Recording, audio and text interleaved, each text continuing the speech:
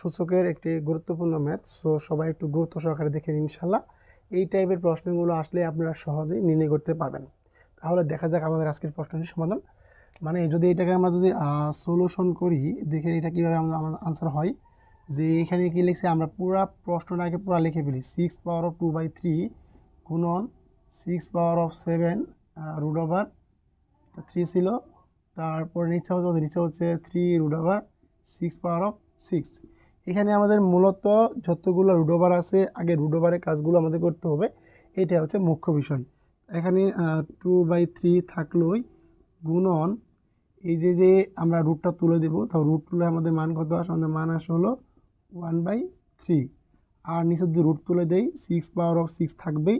আর এখানে হচ্ছে কি, এখানে 1/3 হচ্ছে।